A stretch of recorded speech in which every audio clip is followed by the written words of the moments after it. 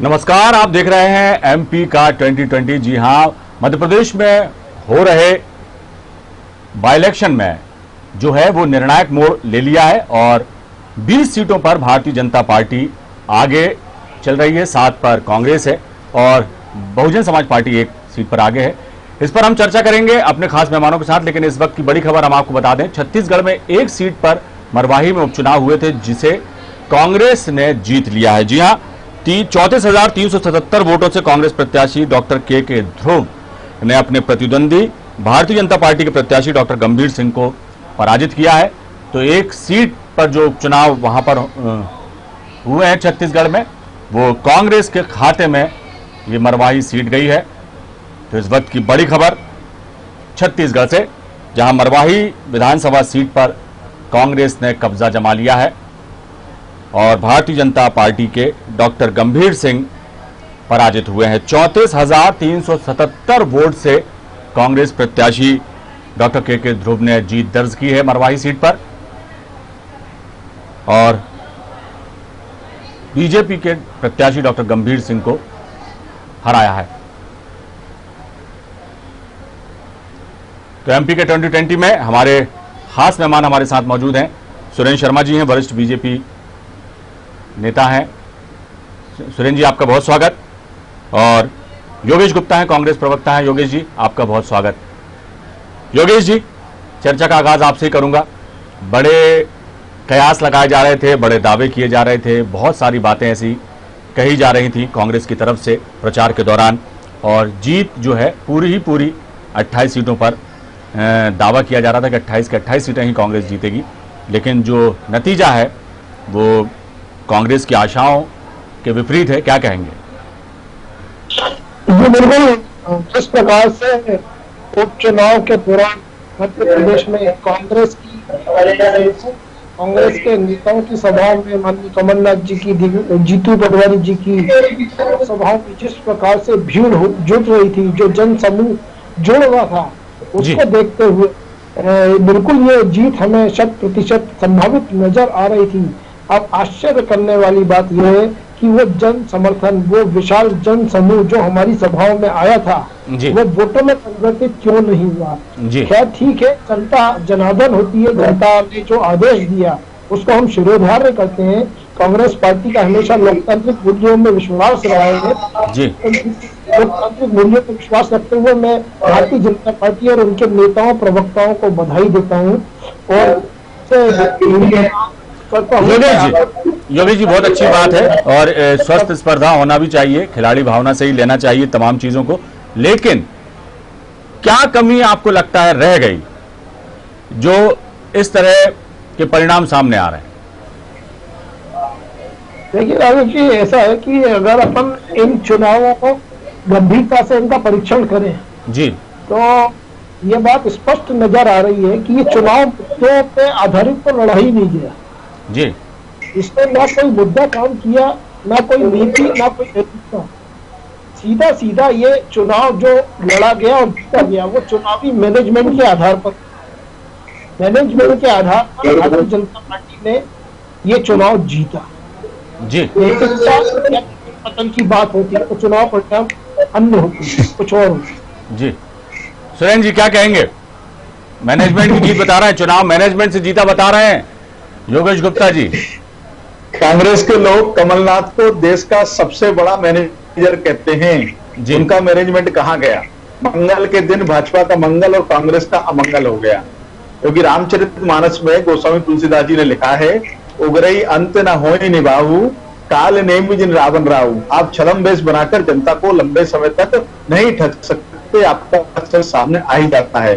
कांग्रेस के नेता टीवी और ट्विटर पर रहे, हकीकत से कोसों दूर, जनता से कोसों दूर। आज सुबह सुबह दिग्विजय ने ट्वीट कर दिया, मंगल है, कमलनाथ का मंगल होगा, 28 के 28 जीतेंगे। जब उनसे 10 बजे मीडिया ने पूछा, कहा 101% 28 के 28 जीतेंगे। दिग्विजय सिंह ने जिस प्रकार से जब इनके यहाँ विद्रोह हो रहा था जी,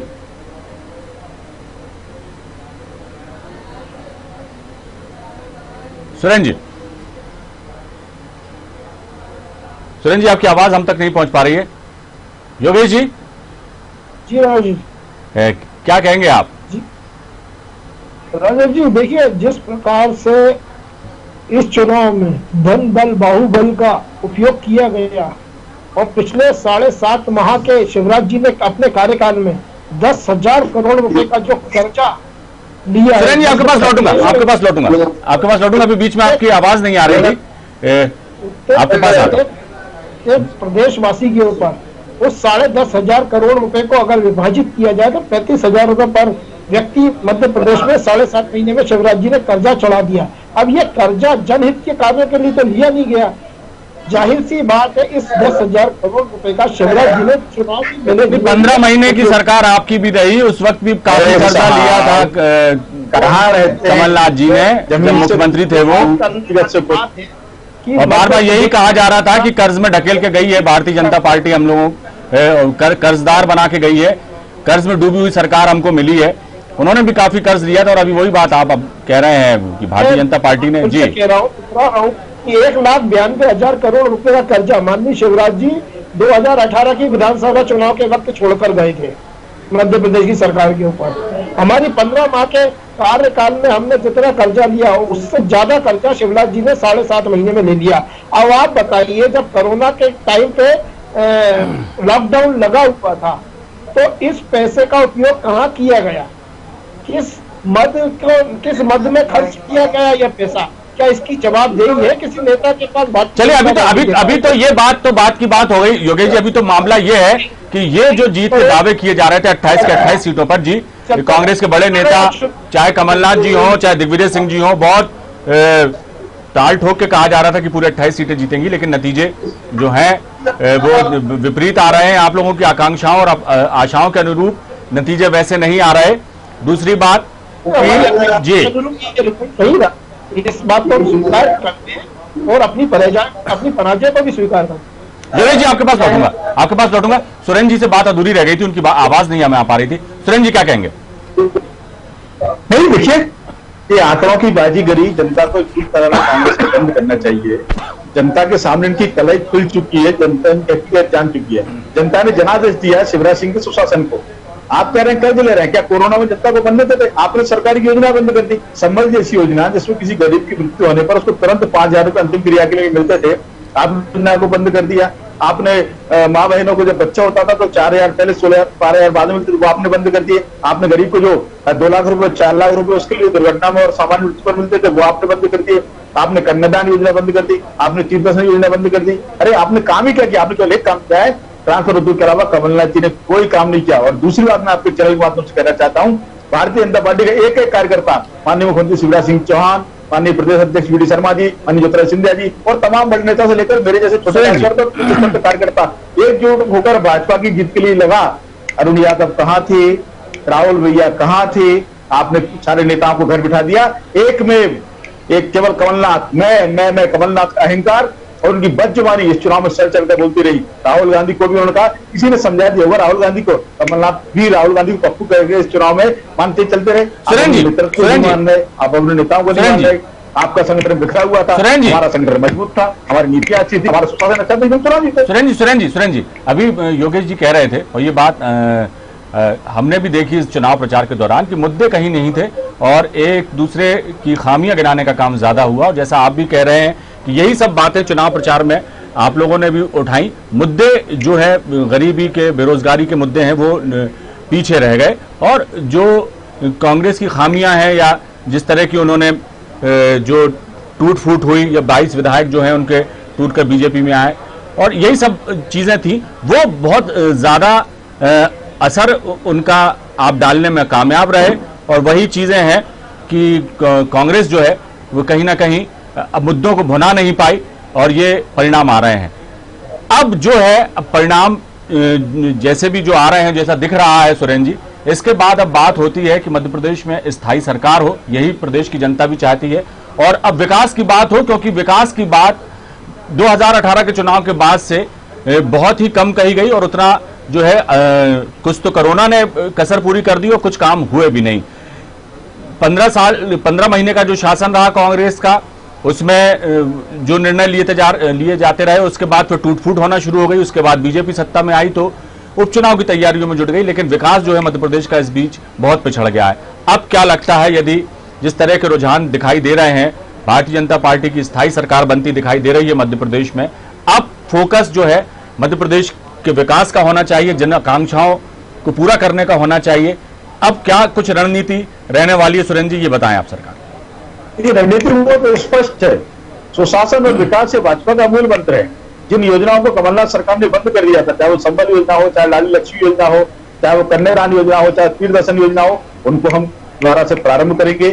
जो ट्रांसपोर्ट उद्योग चल रहा था वो बंद होगा, सुशासन होगा, अधिकारी निष्पक्ष और निर्भीक होकर काम करें। जो विकास के काम रुक गए थे, जो सड़कों के काम रुक गए थे, जो बिजली का काम रुक गया था, जो पानी का काम रुक गया था, निश्चित तौर पर स्वर्णिम मध्य प्रदेश। अभी दिग्विजय सिंह ने अभी थोड़ी देर पहले, सुरेंद्र जी, दिग्विजय सिंह ने अभी थोड़ी देर पहले उनका बयान आया जिसमें उन्होंने कहा कि नोट तंत्र जीता है, ये नोटों से जीते गए हैं चुनाव, लोकतंत्र से चुनाव नहीं जीते गए, ऐसा उन्होंने अभी कहा। थोड़ी देर पहले ही बयान आया था उनका, क्या कहेंगे?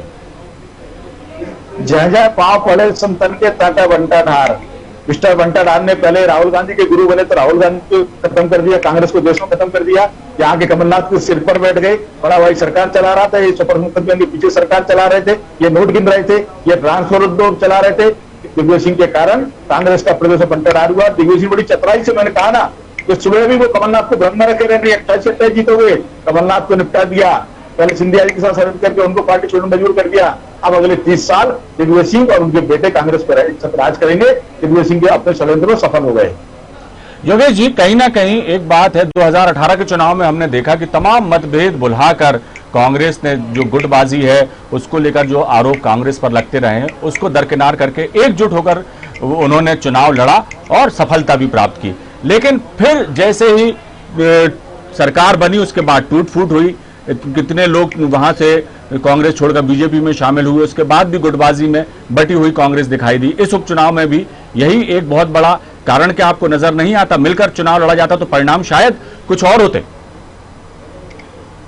देखिए, मैं इस बात से इसलिए नहीं रोकूंगा कि 2018 के जो चुनाव परिणाम आए थे जी, उसमें ये बात साबित कर दी थी कि कांग्रेस पार्टी के बैनर के तहत सभी नेता एकजुट हैं और पूरी एकजुटता के साथ हमने सरकार चलाई भी।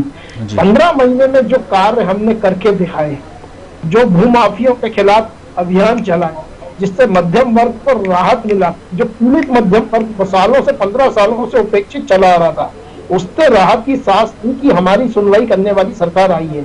और उसमें जब भारतीय जनता पार्टी के बड़े बड़े नेता लपेटे में आने थे तो भारतीय जनता पार्टी के अंदर स्वाभाविक रूप से एक बेचैनी उत्पन्न हुई। दूसरा एक बड़ा कारण जो मैं मानता हूँ वो भारतीय जनता पार्टी के नेताओं में था घबराहट का, मिलावट के खिलाफ भाई, जिनको बीजेपी के शासन में हमेशा बढ़ावा मिलता रहा। हनी ट्रैप में कई भारतीय जनता पार्टी और आरएसएस के बड़े नेताओं के फंसने का एक बहुत बड़ा मुद्दा बना। इन सब कारणों के कारण हमारी लोकतांत्रिक तरीके से चुनी गई सरकार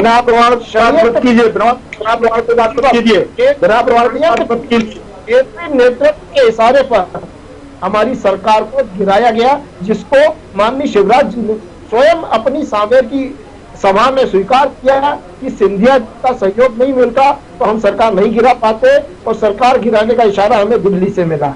तो ये सारी बातें साबित करती है या नैतिकता और अनैतिकता कहीं नहीं रह जाती। लोकतंत्र की जिस प्रकार हत्या की गई और लोकतंत्र के हत्या करने के बाद जो तांडव नृत्य किया गया पिछले 7 महीनों में, और जिस प्रकार से जो नोटों और धन बल बाहुबल का प्रयोग करके पुनः सत्ता हासिल करी है, ठीक है, अंत गणित का खेल है लोकतंत्र में, हम स्वीकार करते हैं हमारी पराजय को, लेकिन भारतीय जनता पार्टी की ये नैतिकता की जीत नहीं है।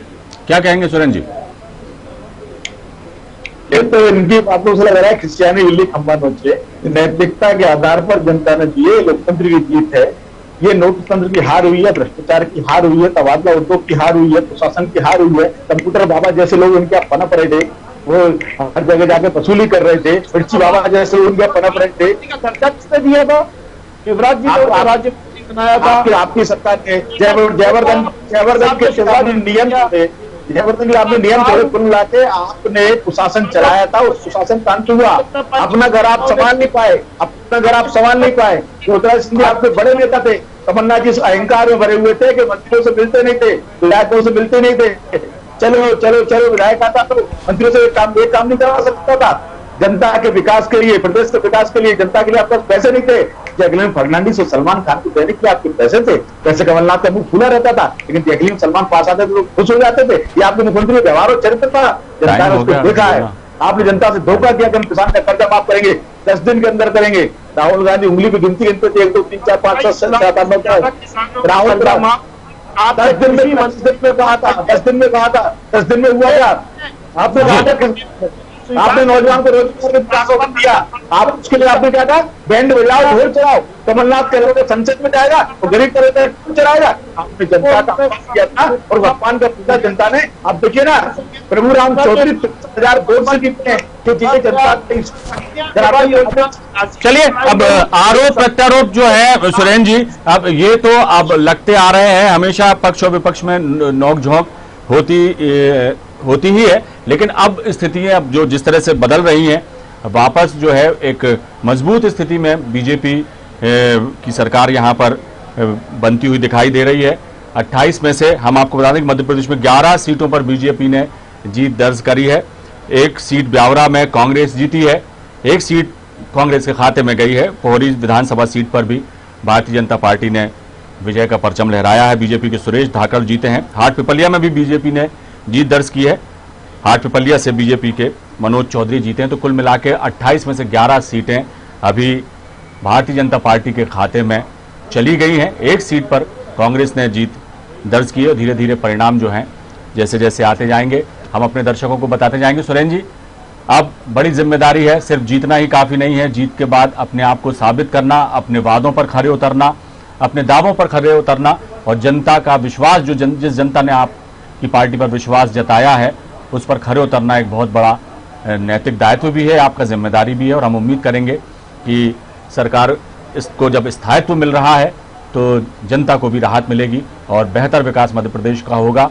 योगेश जी, आप भले ही कांग्रेस पिछड़ गई इस चुनाव में, लेकिन एक मजबूत विपक्ष के रूप में सरकार की खामियों पर सवाल उठाते रहेंगे, आवाज बुलंद करते रहेंगे, जनहित के से जुड़े मुद्दों पर। यही हम उम्मीद करेंगे।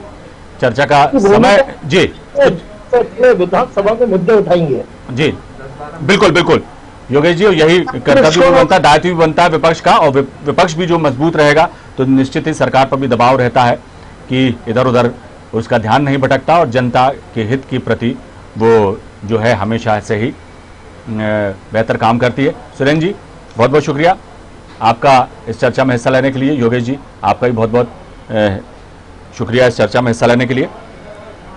तो एमपी का 2020 जारी है। चुनाव परिणाम जो है लगातार सामने आते आ रहे हैं। 11 सीटों पर भारतीय जनता पार्टी ने अपना कब्जा जमा लिया है। 1 सीट जो है ब्यावरा की जो कांग्रेस ने जीती है, कांग्रेस के खाते में 1 सीट गई है। 28 विधानसभा सीटों पर ये उपचुनाव हो रहे हैं। एमपी का 2020 में खबरों का सिलसिला जारी रहेगा। आप बने रहिए हमारे साथ। फिलहाल दीजिए इजाजत। नमस्कार।